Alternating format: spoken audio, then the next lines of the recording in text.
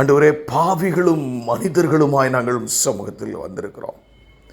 எங்களுடைய பாவங்கள் பெரிதாய் ஒருவேளை உங்களுடைய சமூகத்தில் இருக்கக்கூடும் ராஜா.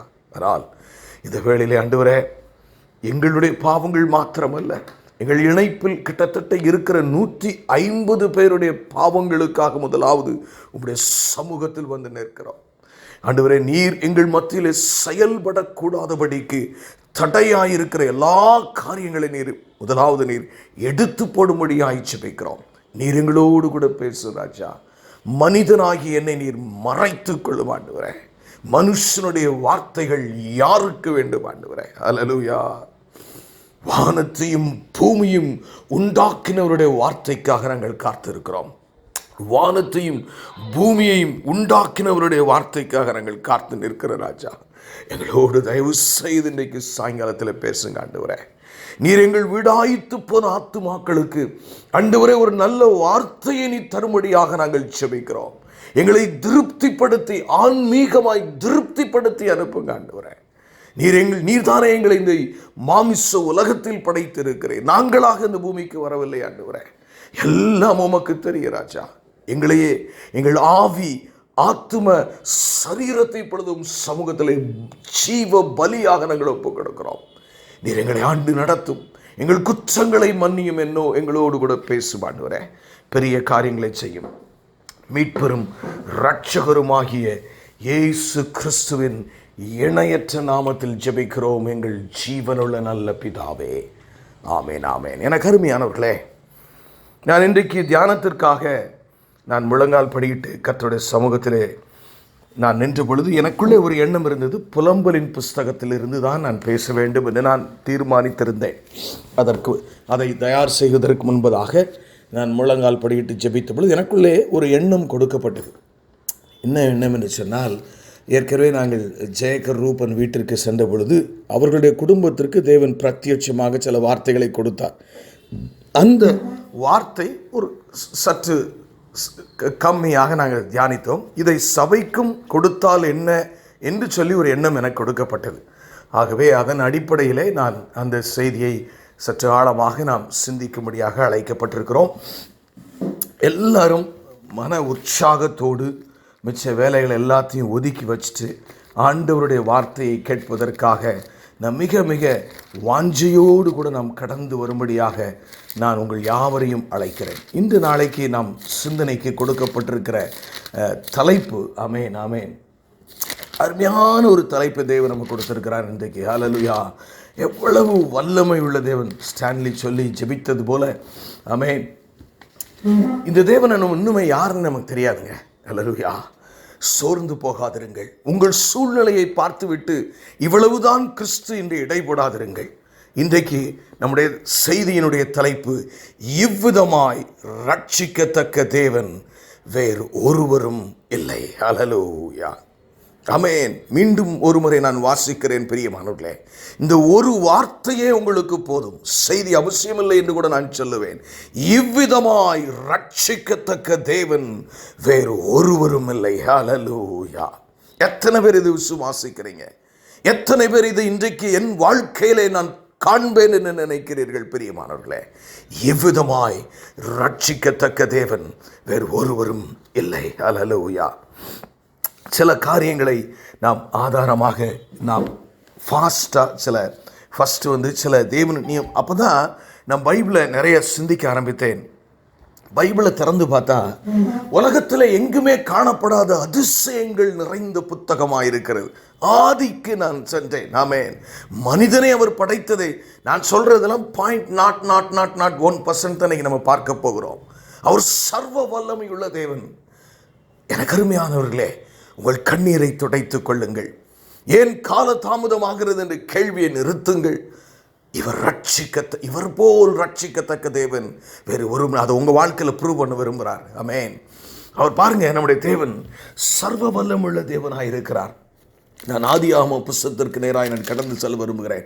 மிக கவனமாக என்னோடு கூட நீங்கள் தொடர்ந்து வரும்படியாக நான் உங்களை வேண்டிக் கொள்கிறேன். ஆதியாகமம் 6ஆம் அதிகாரத்தில் பார்த்தீங்கன்னா நோவாவினுடைய கதை சொல்லப்பட்டிருக்கிறது. அங்கு பார்க்கும் பொழுது பார்த்தீங்கன்னா ஒரு பயங்கரமான ஒரு வார்த்தையை அங்கே சொல்லப்பட்டிருக்கிறதை நாம் பார்க்கலாம். ஆமென், ஆமென், ஆமென், ஆமென், ஹல்லேலூயா. எனக்கு அருமையானவர்களே, மனுஷனை தேவன் படைத்ததற்காக வருத்தப்படுகிறார். ஆமென், ஆமென். 6ஆம் வசனத்தை பாருங்க. நான் தாம் பூமியிலே மனுஷனை உண்டாக்கினதற்காக கர்த்தர் மனஸ்தாபப்பட்டார், அது அவர் இருதயத்திற்கு व्यसனமாயிருந்தது. ஹல்லேலூயா. அப்பவுமே அழிச்சிருக்கலாங்க உங்களை என்னையும். ஆனால் பாருங்க 8ஆம் வசனத்தில் அப்படி அவர் மன நிலைமை இருந்த பொழுதிலும் அதில் என்ன பிறக்குதுன்னு பாருங்க. நோவாவுக்கோ கர்த்தருடைய கண்களில் கிருபை கிடைத்தது. சற்று 2 நிமிஷம் சந்திச்சு நம்ம அடுத்த ஈவெண்ட்டுக்கு நேராக கடந்து சொல்லுவோம். யோசிச்சு பாருங்க, உலகம் இன்றைக்கும் சயின்டிஃபிக்கலி இட் இஸ் ப்ரூவ்டுங்க. நீங்கள் நல்ல இன்டர்நெட்டை பார்த்தீங்கன்னா தெரியும். ஏதோ ஒரு ஜலப்பிரவாகம் பூமி அனைத்தையும் மூடி இருக்கிறது இன்றைக்கும் இயற்கையின் மூலமாக, சயின்டிஃபிக் ட்ரூத்ஸ் மூலமாக தெரிந்து கொள்ள முடிகிறது. ஏன்னா எவரெஸ்ட் மலையில் சிப்பிகள் காணப்படுகிறது. ஹல்லேலூயா. சிந்தியுங்கள் பிரியமானவர்களே, உலகம் அனைத்தையும் அவர் அழிச்சானா, ஆனால் நோவாவுக்கு மாத்திரம் ஒரு மாபெரும் ரட்சிப்பை தேவன் கட்டளையிட்டார். வாசிக்கட்டுமா? ஆதியாகமம் 7ஆம் அதிகாரம் 1ஆம் வசனம். கர்த்தர் நோவாவை நோக்கி, நீயும் உன் வீட்டார் அனைவரும் பேழைக்குள் பிரவேசியுங்கள், இந்த சந்ததியில் உன்னை எனக்கு முன்பாக நீதிமானாக கண்டேன். யோசித்து பாருங்க, பெரிய உலகம் எல்லாம் அழிகிறது, ஜனங்கள் எல்லாம் அழிகிறார்கள். பூமி அந்த காலத்தில், நோவாவின் காலத்தில் பார்த்தீங்கன்னா வெளிப்படுத்தல கூட அது வாசிக்கிறோம். நோவாவின் காலத்தில் இருந்தது போல பாப்புலேஷன் திரும்பி வரும் சொல்லப்படுது. அவ்வளவு நிறைந்திருந்தது. உலகமெல்லாம் அழிந்து போனாலும் பாவத்திலே ஒரு தனி மனிதனுடைய குடும்பத்திற்கு, தான் தெரிந்து கொண்ட ஒரு நீதிமானின் குடும்பத்திற்கு தேவன் மாபெரும் ரட்சிப்பை கொண்டு வருகிற தேவன். விசுவாசிக்கிறீர்களா? உங்களையும் நோவாக்களாக இன்றைக்கு இந்த சபையில நிறுத்தி இருக்கிறார். இந்த அற்புத தொடர்பு ஊழியத்தில் இருக்கிற உங்கள் ஒவ்வொருவரையும், உங்கள் குடும்பத்தையும், உங்கள் திட்டங்களையும் ரட்சிக்கும்படியாய் தேவன் தேர்ந்தெடுத்திருக்கிறார். எவ்வளவு பெரிய காரியம் பிரியமானவர்கள். பயப்படாதிருங்கள், உங்களுக்கு தேவை ரட்சிப்பு உண்டாயிருக்கிறது. ஹல்லேலூயா. நீங்கள் சூழ்நிலையை பார்த்துட்டு, உங்கள் திறமையை பார்த்துட்டு, உங்களுடைய பேங்க் பேலன்ஸை பார்த்துட்டு, உங்கள் அழகை பார்த்து கொண்டு இவ்வளவுதான் நான் என்று நீங்கள் தீர்மானிக்காதிருங்கள். நோவாவுக்கு மழையாம் இதுக்கு முன்னாடி பார்த்ததே கிடையாது. He has never experienced rain in his life. அவன் விசுவாசித்தான். எனக்கு அருமையானவர்களே, உங்களுடைய வாழ்க்கையிலும் ஆனால் இப்படி ரட்சிக்கத்தக்க தேவன் வேறு. யோசித்து பாருங்க, உலகமெல்லாம் அழிந்தாலும் என் குமாரனை ஆகிய நோவாவை நான் காப்பாற்றுவேன். யாருக்கெல்லாம் கல்யாணம் முடியாட்டினாலும் என் மகளுக்கு முடியும். யாருக்கெல்லாம் பிள்ளை இல்லாவிட்டாலும் என் மகளுக்கு கொடுக்கப்படும். யாருக்கெல்லாம் வேலை இல்லாமல் போனாலும் என் மகளுக்கு கொடுக்கப்படும் என்று தேவன் சொல்லுகிறார். பயப்படாதிருங்கள் பிரியமானவர்களே, இப்படி ரட்சிக்கத்தக்க தேவன் வேறு ஒருவரும் இல்லை. நீங்கள் மகா அடைக்கலத்தின் கீழ் இருக்கிறீர்கள். மகிழ்ந்து களி கூறுங்கள் பிரியமானவர்களே. ஆண்டவர் பாருங்க எவ்வளவு நல்லவராக இருக்கிறான். யோசேப்பில் குறித்து ஒரு காரியம் அதே ஆதியாகமத்தில் 45ஆம் அதிகாரத்திற்கு நேராக நாம் வருவோம். நான் சில அதிசயங்களை எல்லாம் தியானித்து விட்டு கடைசியினுடைய காரியத்திற்கு செல்ல இருக்கும். ஆதியாகமம் 45ஆம் அதிகாரம் 7ஆம் வசனம். நல்ல கவனிங்க. பூமியிலே உங்கள் வம்சம் ஒழியாமல் இருக்க, உங்களை ஆசீர்வதிக்கிறதற்காகவும் பெரிய ரட்சிப்பினால் உங்களை உயிரோடே காக்கவும் தேவன் என்னை உங்களுக்கு முன்னமே அனுப்பினார். எப்படியா? இஸ்ரவேல் ஜனங்களை குறித்து, தன் சொந்த குடும்பத்தாரை குறித்து யோசேப்பின் மூலமாக ஆவியானவர் எழுதி வைத்த அந்த வார்த்தை, நீங்க தீமை என்று நினைக்காதிருங்கள், என்னை குழியிலே தள்ளி போட்டு விட்டேன் என்று நினைக்காதிருங்கள், உங்களை ரட்சிக்கும்படியாக. எப்படிப்பட்ட ரட்சிப்பா? மகா பெரிய ரட்சிப்பு. அந்த வார்த்தை அங்க என்ன சொல்லுகிறது பாருங்க. ஆமேன். அந்த வசனத்தை நாம் வாசிக்கும் போது மிக தெளிவாக அங்கே நாம் வாசிக்கிறோம். 7ஆம் வசனத்திலே, பெரிய ரட்சிப்பினால் உங்களை ஆசீர்வதிக்கும்படி. ஆமேன். இப்படி ரட்சிக்கத்தக்க தேவன் பூமியில இல்லை பிரியமானவர்களே.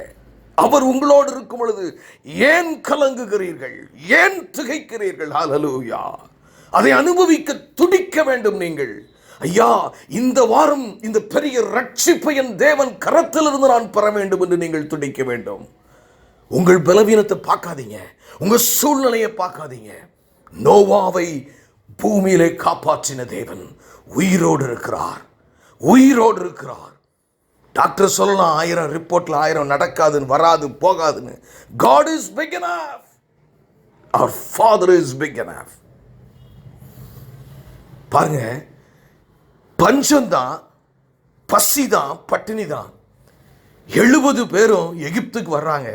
ஆனா பாருங்க, வெறும் 70 பேரா வந்தாங்க. அழகான ப்ரொடெக்டட் என்வாயர்மெண்ட், பாதுகாக்கப்பட்ட ஒரு சூழ்நிலைக்கு நேராக அவர்கள் தள்ளப்படுகிறதை அவர்கள் அறியாதிருந்தார்கள்.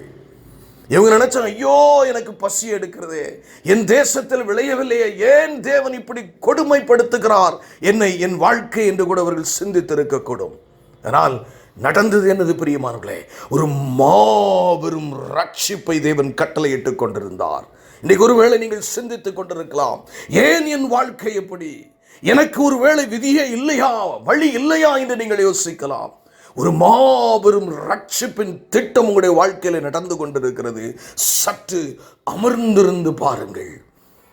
பாருங்க, அவன் சொல்றான் பாருங்க, 8ஆம் வசனத்தை நான் உங்களுக்கு வாசிக்கிறேன், நல்ல கவனி. ஆதலால் நீங்கள் அல்ல, நல்லா தெரிஞ்சுக்க. ஹல்லேலூயா.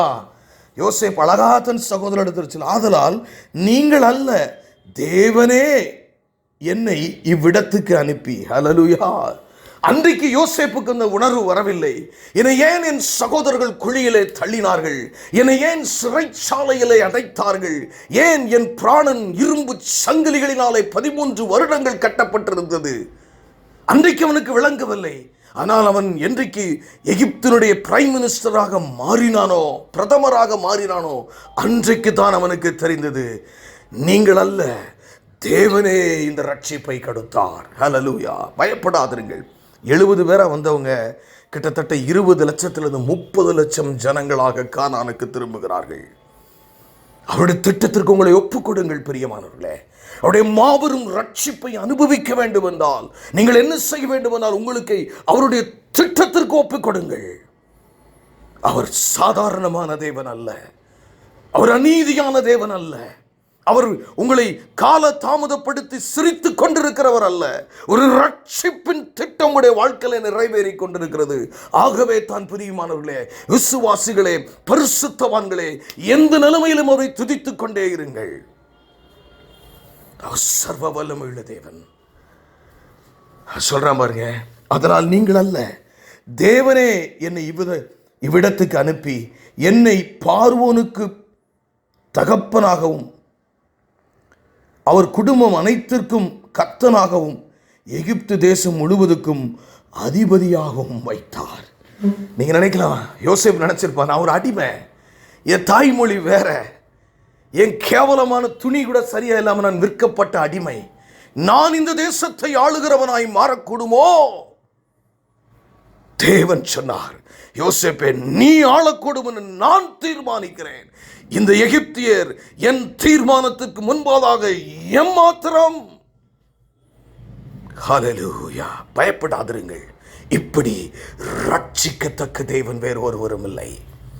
இப்படி ரட்சிக்க நீங்க தாங்க, எனக்கு அவ்வளோதாங்க, எனக்கு முடியாதுங்க, எனக்கு அவ்வளோதாங்க, எனக்கு இப்படி தாங்கன்னு சொல்லி உங்களை மட்டுப்படுத்தி கொண்டிருக்கிறீர்கள். இன்னும் கர்த்தர் நல்லவர் என்பதை நீங்கள் ருசிக்க துணியவில்லை பிரியமானவர்களே. வயசை பார்க்குறீங்க, சூழ்நிலையை பார்க்குறோம் நம்ம. ஆமேன், ஆமேன், ஆமேன் பிரியமானவர்களே. ஏன் ஏன் தேவன் வேதனைப்படுகிறார்? நான் எவ்வளவு சர்வ வல்லமுள்ள தேவன் அல்லவா. வேதத்தில் ஒரு வார்த்தை இருக்கு பிரியமா, நான் செய்வதை தடுப்பவன் யார்? நியாயாதிபதிகளின் புத்தகம் 15ஆம் அதிகாரம் 18ஆம் வசனம். அதில் பாருங்க, நான் 16லேருந்து 19 வாசிக்கிற அந்த சம்பவம் ஒரு நல்ல சம்பவம் தான். அப்பொழுது சிம்சோன் கழுதையின் தாடை எலும்பினில் குவியல் குவியலாக பட்டு கிடக்கிறார்கள். கழுதையின் தாடை எலும்பினாலே 1000 பேரை கொன்றேன் என்றான். ஒரு தனி மனுஷங்க 1000 தன் போராளிகளை, தன்னை எதிர்த்து நின்றவர்களை, கர்த்தராகிய தேவனை எதிர்த்து நின்றவர்களை அங்கே ஆண்டவர் கொன்று குவித்தார். அவன் மனுஷனாலே இது நடக்கலை. பாருங்க என்ன நடக்குன்னு பாருங்க. சம்பவம் இட்ஸ் அ வார். அப்படி சொல்லி தீர்த்த பின்பு தன் கையில் இருந்த தாடை எலும்பை எரிந்துவிட்டு இவ்விடத்திற்கு ராமாத் லேஹி என்று பெயரிட்டான். அவன் மிகவும் நல்ல கவனிங்க 18ஆம் வசனம். அவன் மிகவும் தாகமடைந்து கர்த்தரை நோக்கி கூப்பிட்டு, தேவரீர் உமது அடியேன் கையினாலே இந்த பெரிய ரட்சிப்பை கட்டளையிட்டிருக்க, இப்பொழுது நான் தாகத்தினால் செத்து விருத்த சேதனம் இல்லாதவர்கள் கையிலே விழவேண்டியமோ என்றான். அப்பொழுது தேவன், நல்ல கவனிங்க, அப்பொழுது தேவன், அவன் ஜெபிக்கிறான், நான் தாகத்தில் செத்துறக்கூடாதியா, இவ்வளவு பெரிய காரியத்தை என் மூலமாய் நீர் செய்தீரே என்று பாருங்க. அப்பொழுது தேவன், அவன் ஜெபித்த உடனே தேவன் லேகியில் உள்ள பள்ளத்தாக்கை பிளக்கப்படினார். அதிலிருந்து தண்ணீர் ஓடி வந்தது. அவன் குடித்த போது அவன் உயிர் திரும்ப வந்தது. எனக்கு அருமையானவர்களே, உங்களுக்காக பள்ளத்தாக்குகளை பிளக்க பண்ணுகிற தேவன் உங்களுக்காக வேலை தர மாட்டாரு, உங்களுக்காக பிள்ளையை கொடுக்க மாட்டாரு, உங்களுக்காக திருமணம் முடித்து வைக்க மாட்டார். யோசியுங்கள் பிரியமானவர்களே, உங்களையா உயிரோடு நடக்க பண்ண மாட்டார். அவர் சர்வ வல்லமையுள்ள தேவன். ஆமென். விசுவாசியுங்கள் பிரியமானவர்களே. நான் சொல்ல ஆகும், நான் கட்டளையிட நிற்கும் என்று சொல்லுகிற கர்த்தர், இல்லாமையில் இருந்து இருக்கிறதை போல அழைக்கிற கர்த்தர் அவர். பயப்படாதிருங்கள் பிரியமானவர்களே. பாருங்க, அவ்வளவு பெரிய ரட்சிப்பு. ஆமென். அவனா தாகத்தோடு, ஆண்டவரே நான் தாகத்தில் சாக போறேனே நினைக்கும் போது அவனுக்காக ஒரு நீரூற்றையே உண்டு பண்ணுகிற தேவன். எவ்வளவு தன் திட்டத்திற்கு தன்னை அர்ப்பணிக்கிறவர்களுக்காக எதை வேண்டும். அதனால தான் பிரியமானவர்களே, இன்றைக்கு உங்களிடத்தில் ஆண்டவர் கேட்கிறார், என் மகளே முழுமையாக, என் மகனே முழுமையாக உன்னை எனக்கு தரமாட்டாயா? உன் சுயநலத்திற்காகத்தான் என்னை நீ பயன்படுத்த வேண்டும் என்று நினைக்கிறாயோ? உன்னை பூரணமாக எனக்கு தா என்றவர் கேட்கிறார். இப்படி ரட்சிக்கத்தக்க தேவன் வேறு ஒருவரும் இல்லை பிரியமானவர்களே. நம்ம எத்தனையோ காரியங்களை பார்த்து கொண்டே அப்படி நம்ம இன்னையிலிருந்து சாகிற வரைக்கும் டெய்லி ஒரு காரியத்தை பார்த்தா கூட வேதத்தில் அவ்வளவு அற்புதம். நான் சொல்கிற அற்புதம் எதுவுமே, பூமி பிளந்து தண்ணி ஒருத்தனுக்கு தாகம், எங்கே நீங்கள் கேள்விப்பட்டிருக்கீங்களா? சொல்லுங்க, எங்கே ஆகிலும் நீங்கள் கேள்விப்பட்டிருக்கிறீர்களா? அப்படி உங்களுடைய வாழ்க்கை வித்தியாசமான ஒரு வாழ்க்கை, சிம்சோன் போன்ற ஒரு வாழ்க்கை.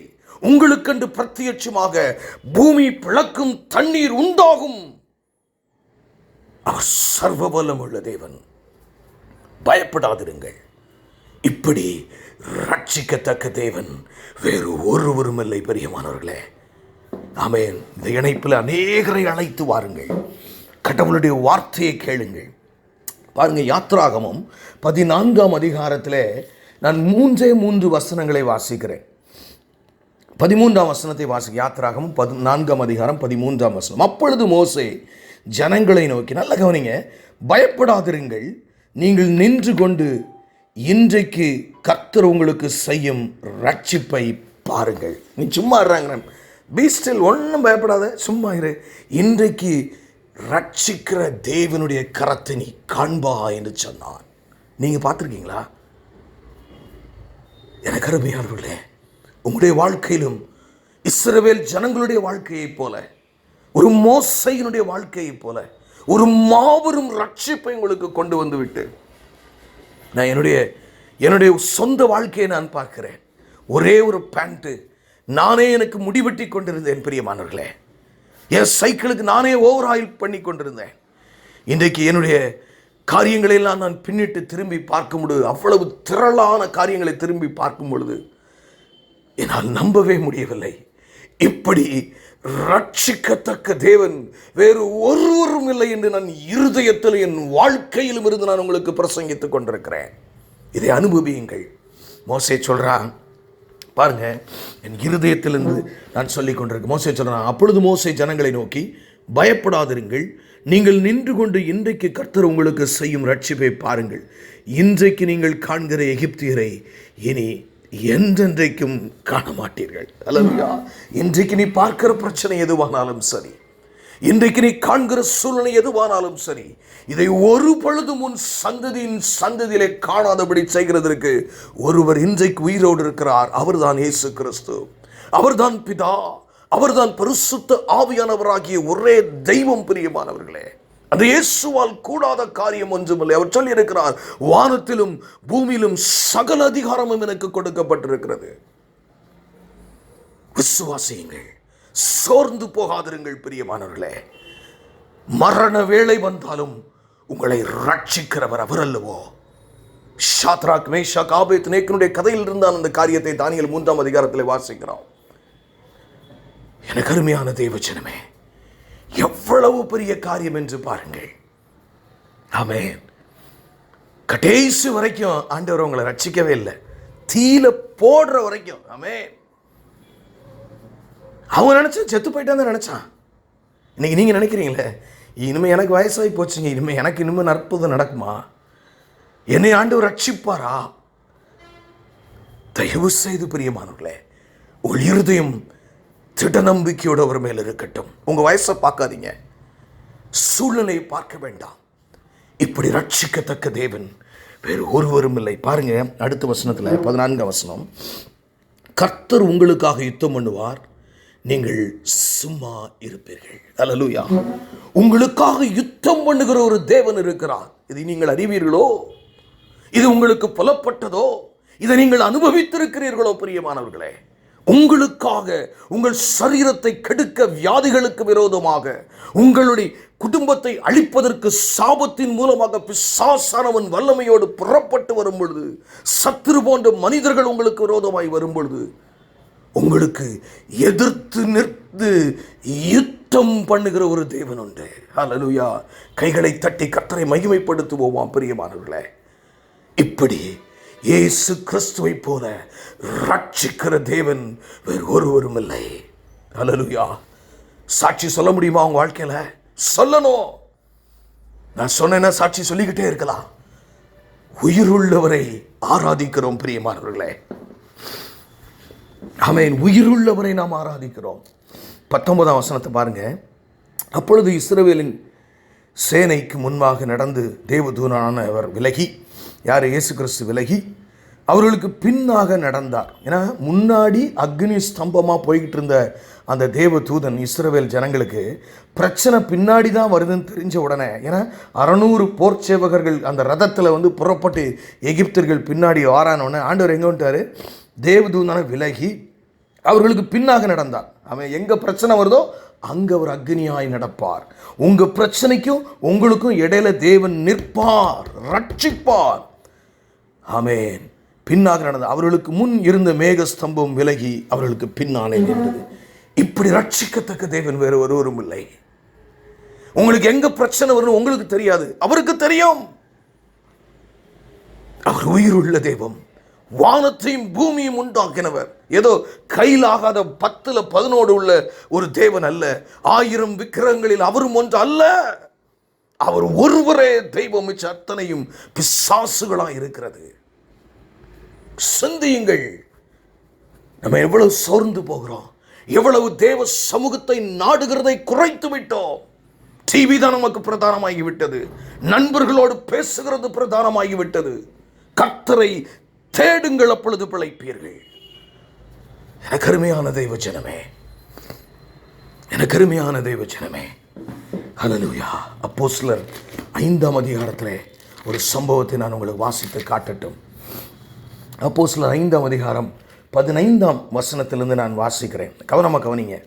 அப்போஸ்தலர்கள் 5ஆம் அதிகாரம் 15ஆம் வசனம். பிணியாளிகளை படுக்கைகளின் மேலும் கட்டில்களின் மேலும் கிடத்தி பேதுரு நடந்து போகையில் அவனுடைய நிழலாயிலும் அவர்கள் மேல் சிலர் மேல் படும்படிக்கு அவர்களை வெளியே வீதிகளில் கொண்டு வந்து வைத்தார்கள். சுற்று பட்டணங்களில் இருந்து திரளான ஜனங்கள் பிணியாளிகளையும் அசுத்த ஆவிகளால் வாதிக்கப்பட்டவர்களையும் எருசலேமுக்கு கொண்டு வந்தார்கள். அவர்கள் எல்லோரும் குணமாக்கப்பட்டார்கள். யோசிங்க, ஒரு மனுஷன் யார் தெரியுமா? இந்த பேதுரு தேவனை கெட்ட வார்த்தை சொல்லி ஏசின வந்த அந்த அளவுக்கு மோசமாக நீங்கள் யாரும் பாவம் பண்ணியிருக்க மாட்டீங்கன்னு நினைக்கிறேன். நான் அவரை அறியேன் என்று சொன்னவன். நம்முடைய தேவன் எவ்வளவு நல்லவர் என்று பாருங்கள் பிரியமானவர்களே. நீங்கள் பாவிகள் என்று உங்களை தள்ளுகிறவர் அல்ல. உங்களை கழுவி, என் பிள்ளை என் மகனை கழுவி மீண்டும் என் மார்பில் நான் கொண்டு வர வேண்டும் என்று அதற்காகத்தான் இயேசுவை அனுப்பினார் அவர். பயப்படாதிருங்கள். நிழல் பட்டா போதுங்க, உங்களையும் அப்படி மாற்ற முடியும். நீங்க நினைக்கிறீங்க, ஐயோ என் பிரச்சனையே பெருசா இருக்கேன்னு. உங்க பிரச்சனையே நீங்க எப்பவும் பார்த்துட்டு இருக்கனால தான் உங்களை கொண்டு தேவன் பெரிய ஒரு மாபெரும் ரட்சிப்பின் திட்டத்தை அவர் வைத்திருக்கிறார். கேளுங்க, முழங்கால் படியிட்டு விரல்களை இந்த அதிகாரத்தின் வசனங்களின் மேல் வைத்து செபியுங்கள். இப்படி ரட்சிக்கத்தக்க தேவன் வேறு ஒருவரும் இல்லை பிரியமானவர்களே. எப்படியா எல்லா கட்டில் அமேன் கட்டில் பேதுரு நிழல் படணும்னு. பிரியமானவர்களே, இன்னும் இந்த தேவனை நீங்கள் அனுபவிக்கவில்லையே. கிட்டத்தட்ட 1 வருஷம் இந்த இணைப்பு இல்லாமல் இருக்கிறோம். இன்னும் சோர்ந்து போய் இன்னும் இவர் யார் என்று தெரியாமல் இருந்தால் குற்றம் என் மேல் சுமரும். பிரியமானவர்களே, சிந்தியுங்கள், விசுவாசியுங்கள். அது மாத்திரமல்ல, தொடர்ந்து நான் வாசிக்கிறேன் பாருங்க. அப்பொழுது பிரதான ஆசாரியனும் அவனோட கூட இருந்த சதுசேயனும் சமயத்தானார் அனைவரும் எழும்பி பொறாமையினால் நிறைந்து, பாருங்க இவ்வளவு அற்புதம் நடக்கும்போது இவங்க மேலே பொறாமையினால் நிறைந்து அப்போஸ்தலர்களை பிடித்து பொதுவான சிறைச்சாலையிலே வைத்தார்கள். நல்லா கவனிங்க, எப்படி இவங்களை எல்லாரும் அப்போஸ்தலர்கள் பயங்கரமாக கிரியை செய்கிறாங்கன்னு அவங்களை கொண்டு சிறைச்சாலையில் வச்சாச்சு.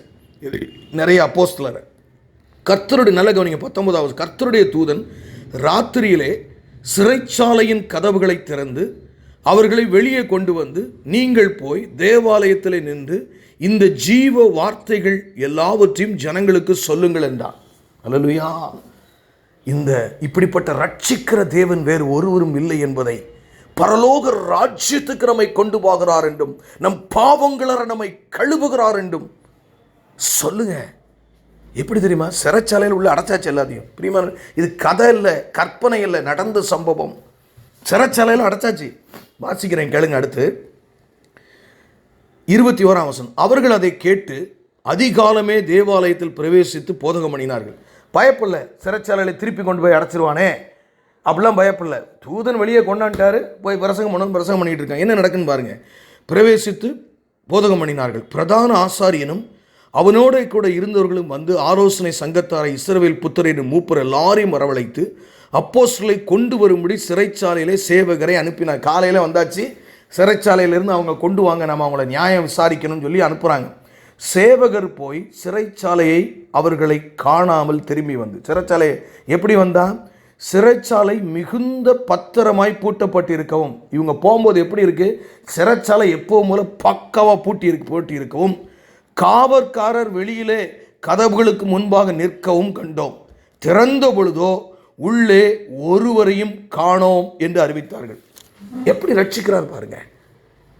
பூட்டினதாவே இருக்குது. காவல்காரன் வெளியே நின்று காவல் காத்துட்டு இருக்கான், ஆனா எல்லாரையும் வெளியே ஆண்டவர் கொண்டு வந்து விட்டார். இப்படி ரட்சிக்கத்தக்க தேவன் வேறு ஒருவரும் இல்லை பிரியமானவர்களே. இவரை வைத்துக் கொண்டால் நீங்கள் துக்கத்தோடு வாழ்ந்து கொண்டிருக்கிறீர்கள். இவரை வைத்துக் கொண்டால் நன்மை அடையாமல் நீங்கள் வாழ்ந்து கொண்டிருக்கிறீர்கள். சிந்தியுங்கள். இப்படி ரட்சிக்க யோசித்து பாருங்க. பூட்டினதா இருக்கு, எல்லாரும் வெளியில நிற்கிறான். நிழல் பட்டால் எல்லா வியாதியும் சுகமாகுது. இன்னும் நம்ம ஏன் நமக்கு அதெல்லாம் இல்லை தெரியுமா? இன்னும் காசு வேணும், பணம் வேணும், ஊழியத்தில் அது வேணும், இன்டர்நெட்டில் பாப்புலர் ஆகணும், பயங்கரமாக பாடணும், சுயநலம், பெருமை, ஒன்றுமில்லாமல் போகிறோம். ஆனால் நம்மகிட்ட இல்லாமல் இருக்கலாம். அந்த தேவன் யார் என்பதை நீங்கள் அறிந்து கொண்டே இருக்க வேண்டும். அடுத்து பாருங்க, சிறைச்சாலை மிகுந்த பத்திரமாய் பூட்டப்பட்டிருக்கவும் காவற்காரர் வெளியே கதவுகளுக்கு முன்பாக நிற்கவும் கண்டோம். திறந்த பொழுதோ உள்ளே ஒருவரையும் காணோம் என்று அறிவித்தார்கள். இந்த செய்தியை ஆசாரியனும் தேவாலயத்தை காக்கிற சேனை தலைவனும் பிரதான ஆசாரிகளும் கேட்டபொழுது இது என்ன விதமாய் முடியுமோ என்று அவர்களை குறித்து கலக்கம் அடைந்தார்கள். அல்லேலூயா. இது என்னவாய் முடியுமோ? சிறைச்சாலை அடிச்சா வெளியில வந்துடுறானே, செத்தவனை போல உயிரோடு எழுப்புறானே, எல்லா வியாதியும் குணமாகுதே. இப்படி ரட்சிக்கத்தக்க தேவன் பைபிள்ல சொல்லப்பட்டிருக்கு. பைபிளையே விசுவாசிக்காதவனுக்கு நரகத்திலும் கேடான நரகம் தாங்க கிடைக்கும். இதை விட என்னங்க எழுத முடியும் விசுவாசத்திற்கு? இவ்வளவையும் பைபிளை எழுதியிருந்தோம். நம்ம லாங் ஃபேஸாக கவலையோடு உட்காந்துட்டு எனக்கு ஒன்றுமே நடக்காது, நான் ஜாலி முடிஞ்சேன், அத்தோடு முடிஞ்சிச்சு, அப்படிதான் நினைக்கிறோம். அப்படிதான் நினைக்கிறோம் பிரியமானவர்களே. நமக்கு நேரமில்லை பிரியமானவர்களே. தயவு செய்து தயவு செய்து தயவு செய்து சிந்தியுங்கள். இப்படி ரட்சிக்கத்தக்க தேவன் வேறு ஒருவரும் இல்லை பிரியமானவர்களே. உங்கள் வாயை திறந்து சொல்லுவீங்களா? அமேன், அமேன். உங்கள் வாயை திறந்து சொல்லுவீங்களா? இப்படி ரட்சிக்கத்தக்க தேவன் வேறு ஒருவரும் இல்லை. தானியேல் 6ஆம் அதிகாரத்துக்கு நேராக போவோம் பிரியமானவர்களே. அமேன், அமேன். என்ன சொல்லணும் இதுக்கு மேலே? ஆண்டவர் என்னங்க சொல்லணும்? தானியேல் 6ஆம் அதிகாரம் 21 27 வசனங்களை நான் வாசிக்கிறேன். நல்ல கவனிங்க, வசனத்தையே வாசிப்போம். தானியேல் 6:21-20. அப்பொழுது தானியேல், ராஜாவே நீர் வாழ்க. இது என்ன நடக்குது சம்பவம்? தானியேலை பொய்யா குற்றப்படுத்தி சிறைச்சாலையில் அடைச்சி சிங்கத்தினுடைய கெபிக்குள்ளே கொண்டாந்து போட்டாங்க. அந்த கதையெல்லாம் உங்களுக்கு தெரியும், நான் சொல்ல வேண்டிய அவசியம் இல்லை. அந்த சிங்கம் பட்டினியில் இருக்கிற சிங்கம் சிறைச்சாலை கதவை திறந்தோடனே சொல்லி முடிச்சிடும். ஆனால் இங்கே என்ன நடக்குதுன்னு பாருங்கள். அப்பொழுது தானியேல், ராஜாவே நீர் என்று ராஜாவுக்கு மனசு பதச்சிட்டு அன்றைக்கி நைட்டு பூரா தூங்காமல் ஓடி போய் காலையில் ஒருவேளை இவன் நீதிமானை, இவன் தேவனை காப்பாற்றினாலும் காப்பாற்றுவார்னு ஓடி போகிறான். தானியேலே என்று கூப்பிடுறான். அதுக்கு என்ன ரெஸ்பான்ஸ் பாருங்கள். அப்பொழுது 21ஆம் வசனம், தானியேல் ராஜாவே நீர் என்றும் வாழ்க. சிங்கங்கள் என்னை சேதப்படுத்தாதபடிக்கு தேவன் தம்முடைய தூதனை அனுப்பி அவைகளின் வாயை கட்டி போட்டார். அதேனென்றால் அவருக்கு முன்பாக நான் குற்றமற்றவனாய் காணப்பட்டேன். ராஜாவாகி உமக்கு முன்பாகவும் நான் நீதிகேடு செய்யவும் இல்லை. நீங்கள் உங்களுடைய வாழ்க்கை பாவம் இல்லாமல் இருக்குமானால், எனக்கு அருமையான சகோதரியே, எனக்கு அருமையான சகோதரனே, உன் வாழ்க்கை குற்றமற்றதாக இருக்குமானால், ஆமென், உன் வாழ்க்கை குற்றமற்றதாக இருக்குமானால் சிங்கங்களின் வாயை அவர் கட்டுகிறதற்கு அவர் தூதனை அனுப்ப வல்லமை உள்ள தேவன். ஆமென். இப்படி ரட்சிக்கத்தக்க தேவன் வேறு ஒருவரும் இல்லை பிரியமானவர்களே. இங்கே என்ன நடக்கும் பாருங்க. அப்பொழுது ராஜா தன்னில் மிகவும் சந்தோஷப்பட்டு தானியேலை கெபியிலிருந்து தூக்கிவிட சென்றான். அப்படியே தானியேல் கெபியிலிருந்து தூக்கி விடப்பட்டான். அவன் தன் தேவன் பேரிலே விசுவாசித்திருந்தபடியால் அவனின் ஒரு சேதமும் காணப்படவில்லை. நல்ல கவனிங்க. தானியேலின் மேல் குற்றம் சாட்டின மனுஷரையோ வென்றால் ராஜா கொண்டு வர சொன்னான். அவர்களையும் அவர்கள் குமாரரையும் அவர்கள் மனைவிகளையும் சிங்கங்களின் கெபியிலே போட்டவுடன் அவர்கள் கெபியின் அடியிலே சேரும் முன்னே சிங்கங்கள் அவர்கள் மேல் பாய்ந்து அவர்கள் எலும்புகளை எல்லாம் நொறுக்கி போட்டது. பின்னும் ராஜாவாகிய தரியு தேசமெங்கும் குடியிருக்கிற எல்லோ ஜனங்களையும், நல்ல கவனிங்க, பாஷைக்காரருக்கும் எழுதினது என்னவென்றால், உங்களுக்கு சமாதானம் பெருக கடவுது. என் ராஜ்யத்தின் ஆளுகைக்குள் எங்கும் உள்ளவர்கள் யாவரும் தானியேலின் தேவனுக்கு முன்பாக நடுங்கி பயப்பட வேண்டும் என்று என்னாலே தீர்மானிக்கப்படுகிறது. அவர் ஜீவனுள்ள தேவன். எழுதுறான் பாருங்க, ஆண்டவர் அறியாதவன். அவர் என்றென்றைக்கும் நிலைத்திருக்கிறார். அவருடைய ராஜ்யம் அழியாது. அவருடைய கர்த்தத்துவம் முடிவு பரியந்தம் நிற்கும். தானியேலை சிங்கங்களின் கைக்கு தப்புவித்த அவரே, நல்ல கவனிங்க, தப்புவிக்கிறவரும் ரட்சிக்கிறவரும் வானத்திலும் பூமியிலும் அடையாளங்களையும் அற்புதங்களையும் செய்கிறவருமாயிருக்கிறார் என்று எழுதினான். பயப்படாதிருங்கள். சிங்கம் வருதுன்னா பயப்படாதீங்க. ஆமென்.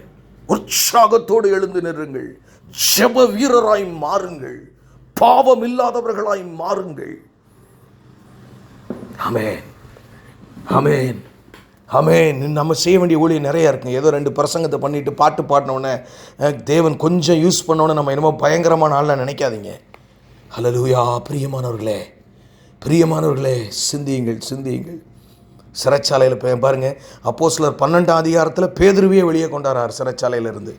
அப்போஸ்தலர் 5ஆம் அதிகாரத்தில் நிறைய அப்போஸ்தலர் வெளியே வந்துட்டாங்களாம். அப்படி உங்களையும் இன்றைக்கு உங்களை பிசாசானவன் அடைத்து வைத்திருக்கிற திருமணமாகவில்லை, பிள்ளை இல்லை, வேலை இல்லை, அது இல்லை, வீடு இல்லை, கவலை, கண்ணீர், வியாதி, பலவீனம், துக்கம், இந்த சிறையில் இருந்து அவர் வெளியே கொண்டு வருகிறதற்கு அவர் உண்மையுள்ள தேவனாயிருக்கிறார். பிரியமானவர்களே, விசுவாசிக்கிறீங்களா? நம்ம முடிக்க போகிற விசுவாசிக்கிறீங்களா? ஏசாயா தீர்க்கதரிசியின் புஸ்தகம் 37ஆம் அதிகாரம் 36ஆம் வசனத்தை நான் உங்களுக்கு வாசிக்கணும்னு ஆசைப்படுறேன். 37, 36. அமேன், அமேன். இந்த வசனம் என்ன சொல்லுது பாருங்க. அப்பொழுது கர்த்தருடைய தூதன் புறப்பட்டு அசிரியாவின் பாளையத்தில் 1,09,000 பேரை சங்கரித்தான். ஒரு தூதன் போய் எப்படி வரு 1,09,000 பேர். ஆமேன்.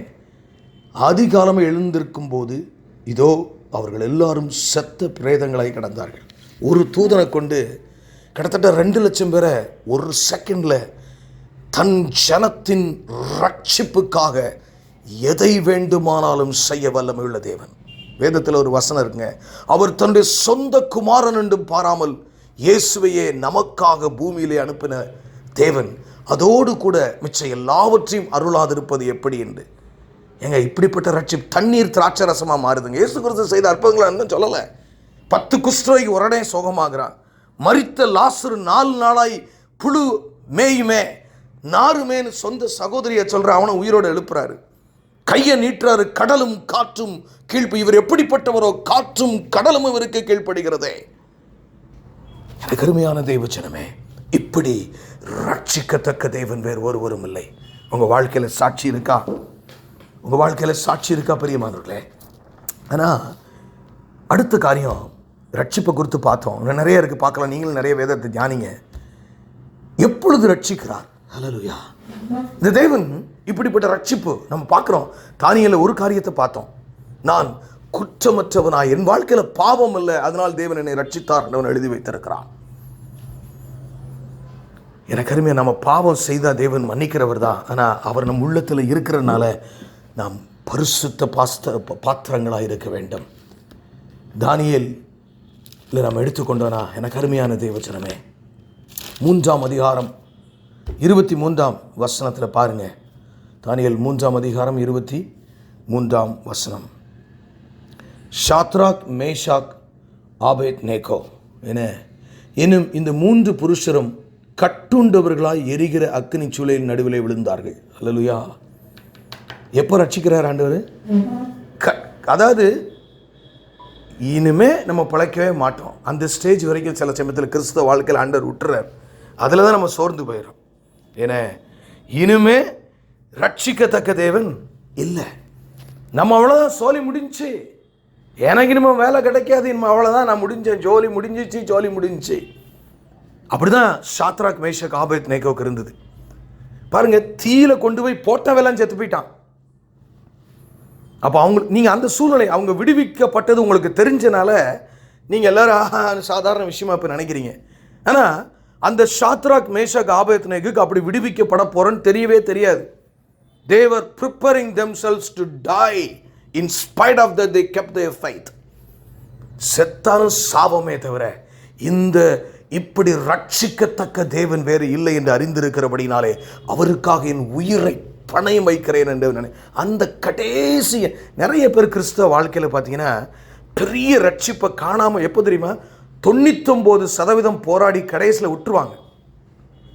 சரி, இனிமேல் என்ன போது, இனிமேல் நம்ம விட்டுருவோம் அப்படின்னு ரட்சிப்பையும் ஆசீர்வாதத்தை இழந்தவன் நிறைய கிறிஸ்தவன். நீங்கள் அப்படி ஒரு ஆளாக இருக்கக்கூடாது. அற்புத தொடர் ஊழியத்தில் ஆமென், ஆமென். கூடிய மட்டும் நீங்கள் எல்லாரும் சரியான டைமுக்கு வர பழகுங்க. ஏன்னா நிறைய பேர் நம்ம அந்த டைமுக்கு வராததுனால பாதியே பார்த்தீங்கன்னா பாதி செய்தி, கால் செய்தி அப்படி போயிடுது. இன்றைக்கி ஒருவேளை இந்த செய்தி உங்களுக்கு வேணும்னா, I am recording this message, you can get it. எனக்கு அருமையான தேவசனமே, அவர் எப்பொழுது ரட்சிக்கிறாரா? தேவனுக்கு முழுமையாக கீழ்ப்படுகிற இருதயத்தை அவர் பார்க்கணும். ஆமென். எப்போ சாத்ராக் மேஷாக் ஆபேத்நேகோ போய் எனக்காக முழுமையாக கீழ்ப்படுகிறோம் ஐயா. அதை பார்த்தாரு, அந்த கீழ்ப்படிதலை பார்த்தாரு. இவன் கடைசியில் அக்கனி கிட்ட கொண்டு போகிற வரைக்கும் ஐயோ நான் தப்பிச்சிருவாரு, என்னை காப்பாற்றிடுவார்னு நினச்சேன். இனிமேல் நம்ம இவரை நம்பி பிரயோஜனம்லாம் ஓடலை. Shadrach Meshach Abednego ஓடினாங்களா?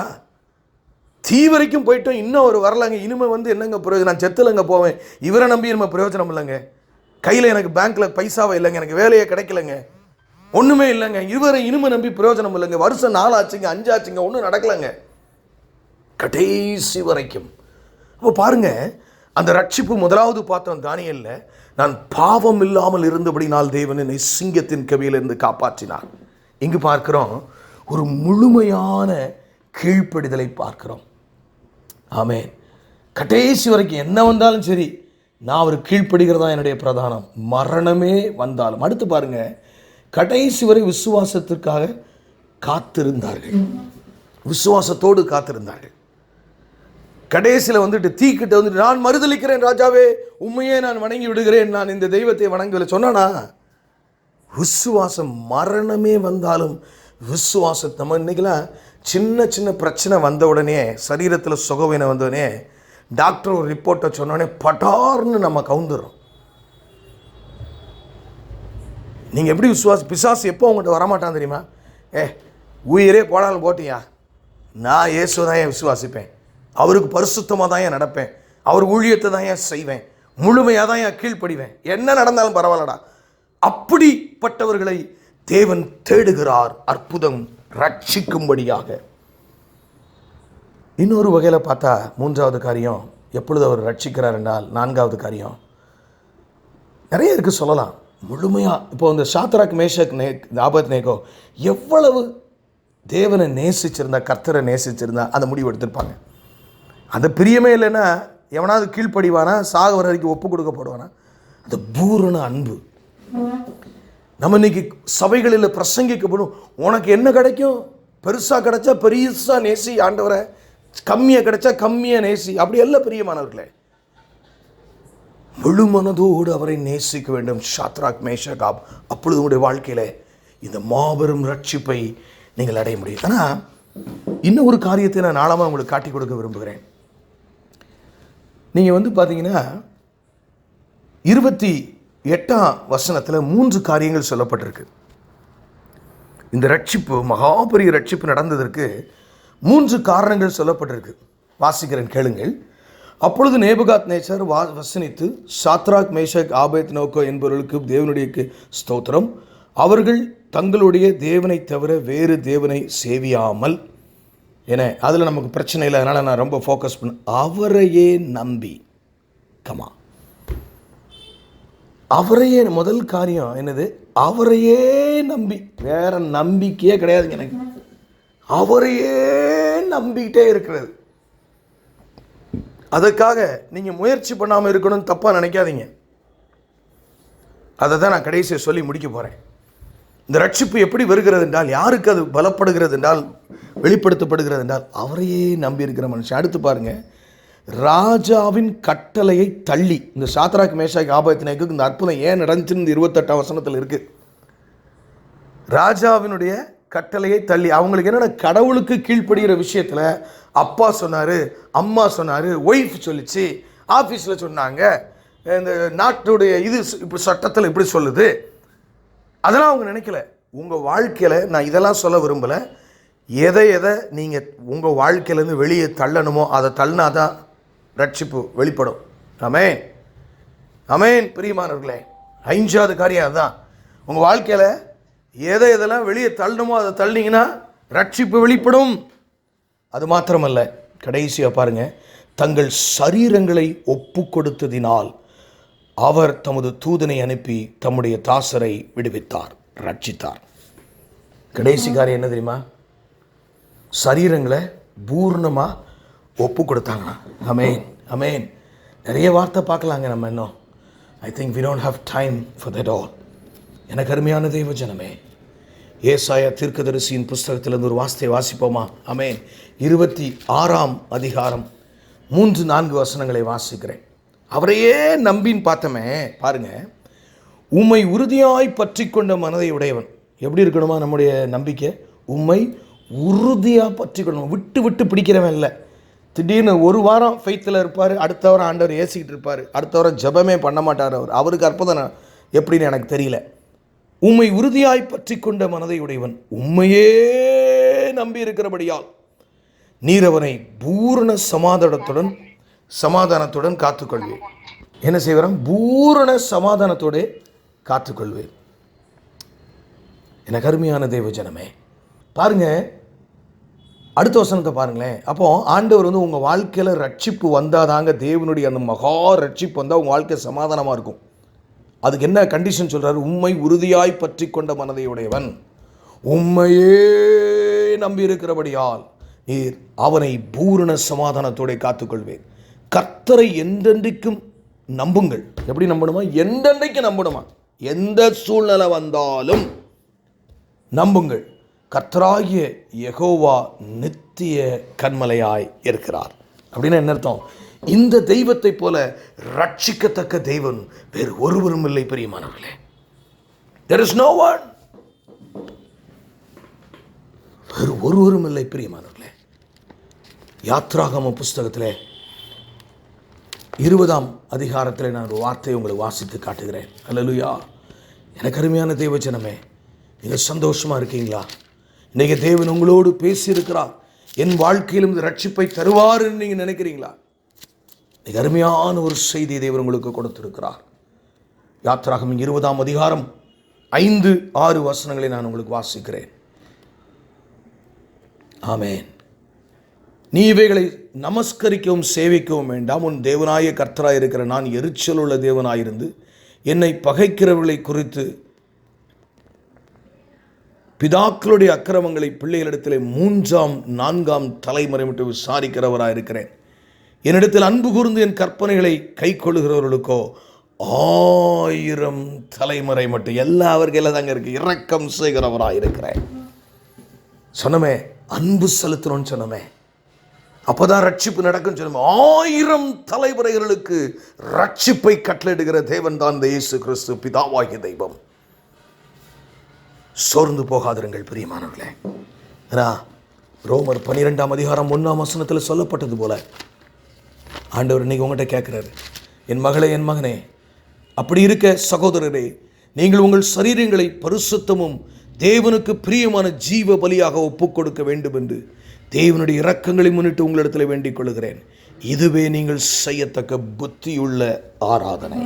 சரீரத்தை கொடுங்க அப்படின்னு என்ன அர்த்தம்? நேரத்தை கொடுக்கணும்னு அர்த்தம், உங்கள் தாளந்தை கொடுக்கணும்னு அர்த்தம், உங்கள் பொருளை கொடுக்கணும்னு அர்த்தம். இதுக்கெல்லாம் எப்படி கொடுக்க முடியும்? சரீரத்தையே ஃபுல்லாக நம்ம அர்ப்பணிக்கிறோம். வெறும் அதை மட்டும் கொடுத்துட்டு சரீரம் இல்லாமல், இல்லை நான் இன்னொரு ஆள்கிட்ட பணத்தை கொடுத்துறேன், இன்னொரு ஆள்கிட்ட இதை ஒரு ஆர்கனை வாங்கி கொடுத்துறேன், பணத்தை கொடுத்துறேன், அப்படி இல்லை. உங்களை தேவ சித்தத்திற்கு ஒப்பு கொடுத்தீங்கன்னா, ஆமென் ஆமென், உங்கள் ஒவ்வொருத்தருடைய வாழ்க்கையும் ஒரு பைபிளாக எழுதப்படக்கூடிய அப்படி ரட்சிக்கத்தக்க தேவன் பிரியமானவர்களே. ஆனாலும் நீங்கள் நினைக்கலாம், ப்ராக்டிக்கலாக ஒரு நோட்டை மட்டும் நான் சொல்லி முடிக்கிறேன். கிட்டத்தட்ட நம்ம இதில் ஒரு 3 காரியம், அதில் ஒரு 7 காரியம் நம்ம பார்த்துருக்குறோம். தேவன் எப்படிப்பட்ட சூழ்நிலையில் இருக்கிற ஜனங்களை ரட்சிக்கிறார் என்று. யாத்ராகமத்தில் பாருங்கள், 2 வசனத்தை மாத்திரம் நம்ம நிறைய நேரங்களில் இப்படி நீங்கள் சும்மா இருங்கள்னு சொன்ன உடனே நம்ம ஆள்கள் என்ன செய்யறோம்? எதையுமே செய்கிறதில்ல.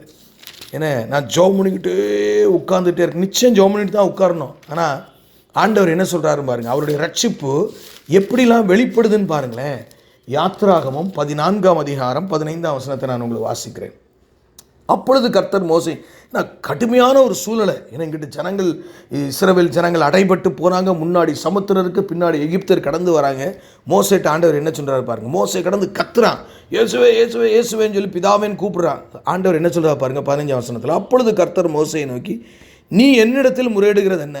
என்னையே எதுக்கடா கூப்பிட்றாங்க? உனத்தான் எல்லாமே கொடுத்துட்டேனா?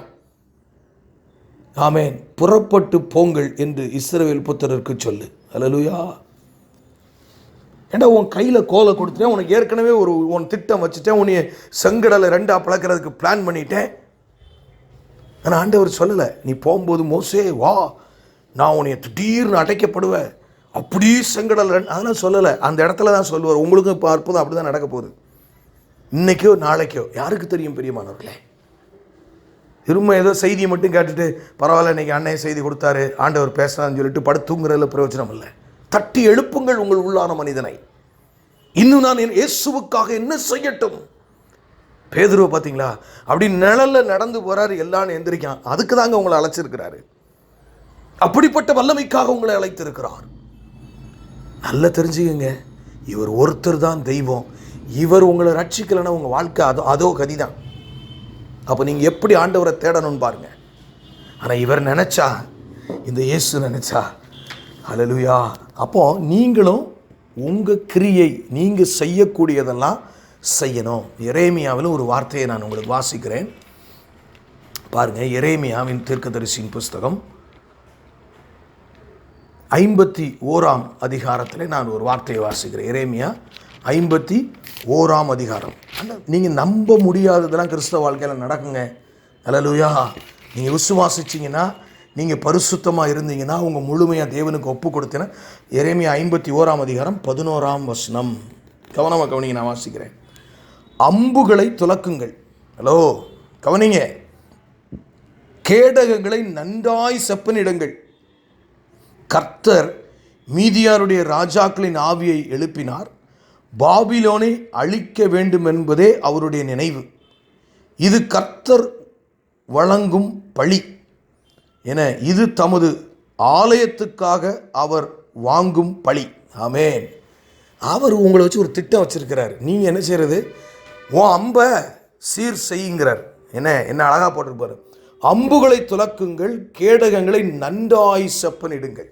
உங்கள் வாழ்க்கையில் ஆண்டவர் அற்புதத்தை செய்யணும்னா, ஆமென் ஆமென், நீங்கள் என்ன செய்யணும்? நீங்கள் செய்ய வேண்டிய உங்கள் தாளந்தை எங்கெல்லாம் வளர்த்து கொள்ள முடியும், உங்களுடைய நேரத்தை எப்படி வீணாக்காமல் கர்த்தருக்கென்று காரியங்களை செய்ய முடியும், வேதத்தை எப்படி கற்றுக்கொள்ள முடியும் என்று நீங்கள் சிந்தித்து, நீங்கள் ஏதோ ஒரு ஒன்றுக்கும் உதவாத புழுத்து போகிற அப்படி பெட்டியில் பூட்டி வைக்கப்பட்ட ஒரு பொக்கிஷமாக அல்ல, எழுந்து வளர்கிற ஒரு மரத்தை போல நீங்கள் மாற வேண்டும். மரம் பார்த்தீங்கன்னா அங்கங்கே வேறு ஒரு இடத்துல தானே நிற்கிறோம், நம்ம எங்கடா போவோம்னு நினைக்காது. வேற அப்படியே பூமிக்குள்ளையும் பாறைகளையும் கொட்டஞ்சி அங்கு இங்கே போய் இந்த தண்ணியை தேடும். அதுபோல் நீங்களும் உங்களுடைய வாழ்க்கை, கர்த்தர் உங்களுக்கு கொடுத்த வாழ்க்கை. உங்களை நீங்கள் அழகாக ஜோதி ஜோமன்னா எனக்கு அது ரொம்ப பிடிச்சிருந்துச்சு. ஏன்னா ஆண்டவரே, எங்களை பார்க்குறவங்க உம்மை பார்க்கணும். ஹல்லேலூயா. அதுதாங்க இன்னைக்கு சாராம்சமே. It was a prophetic prayer, I believe. என்னைய பார்க்குறவங்க உம்மை பார்க்கணும். அப்போ எப்போங்க பார்ப்பாங்க? நீங்களே பயந்துக்கிட்டு முக்காடு போட்டுக்கிட்டு அழுதுகிட்டு உட்கார்ந்துட்டு இருக்கும்போது அப்படி பார்ப்பாங்களா? எனக்கு அருமையானவர்களே, கடைசியாக அதை சொல்லி நாம் ஜெபிக்க போகிறோம். இப்படி ரட்சிக்கத்தக்க தேவன் வேறு ஒருவரும் இல்லை. ஜெபிப்போமா? எங்களை நேசிக்கிற நல்ல தகப்பனே, நீ தந்த நல்ல வார்த்தைக்காக நன்றி செலுத்துகிறோம். நீ தந்த அற்புத தொடர்பு ஊழியத்திற்காக நன்றி செலுத்துகிறோம். இப்படி ரட்சிக்கத்தக்க தேவன் வேறு ஒருவரும் இல்லை ஆண்டவரே. நோவாவின் வாழ்க்கையிலே நாங்கள் பார்த்தோம் ஆண்டவரே, நோவாவின் வாழ்க்கையிலே நாங்கள் பார்த்தோம் ஆண்டவரே. ஹல்லேலூயா. ஆண்டவரே, ராஜாக்களின் ஆண்டவரே சிம்சோனுடைய வாழ்க்கையில் நாங்கள் பார்த்தோம். யோசேப்புடைய வாழ்க்கையில் நாங்கள் பார்த்தோம் ஆண்டவரே. அப்பா ஸ்தோத்திரம் ஆண்டவரே. இஸ்ரவேல் ஜனங்களுடைய வாழ்க்கையில யாத்திராகமம் 14ஆம் அதிகாரத்தில் பார்த்தோம். அப்போஸ்தலர் 5ஆம் அதிகாரத்தில் எப்படி நீர் ஆண்டவரே அநேக சீஷர்களை விடுதலையாக்கி கொண்டு வந்தீர் என்று, ஆண்டவரே அவர்களை கொண்டு எப்படி அற்புதங்களை செய்து ரட்சித்தீர் என்று பார்த்தோம். தானியேலை வாழ்க்கையிலே நாங்கள் பார்த்தோம் ஆண்டவரே. சிங்கத்தின் கெபியிலிருந்து அவர்களை காப்பாற்றினீர். ஆமாம் ஆண்டவரே. ஏசாயா தீர்க்கதரிசியின் புஸ்தகம் 37ஆம் அதிகாரத்தில் 36ஆம் வசனத்தில் ஒரு தூதனை கொண்டு 180,000 பேரை கொன்று அற்புதமான அடையாளங்களை செய்த தேவன். 10 குஷ்டரோகிகளை ஒரே நேரத்தில் குணமாக்கின தேவன். புழு விழுத்து போன லாசருவை உயிரோடு கொண்டு வந்த தேவன். தலித்தாகுமி என்று சொல்ல பொழுது பைபிள் ஃபுல் ஆஃப் மிராக்கிள்ஸ் ஆண்டவரே. அது பைபிளோட நிற்கல, எங்கள் வாழ்க்கையிலையும் தொடருது. ஆமென். என் வாழ்க்கையிலே நான் இதுவரை எவ்வளவோ நன்மைகளை கண்டிருக்கிறேன் அப்பா. எங்கள் பிள்ளைகளும் கண்டிருக்கிறார்கள்.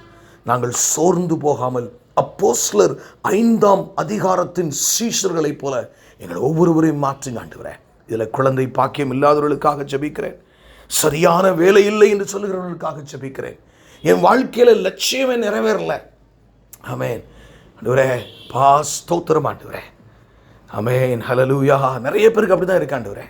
நான் ஆஸ்திரேலியா போன பொழுது கூட முதலாவது நான் சிந்தித்து, ஆண்டவரே நான் இன்னும் வாழவே ஆரம்பிக்கலையா, இப்படிலாம் உலகம் இருக்கா என்று நான் பார்த்தேன் ஆண்டவரே.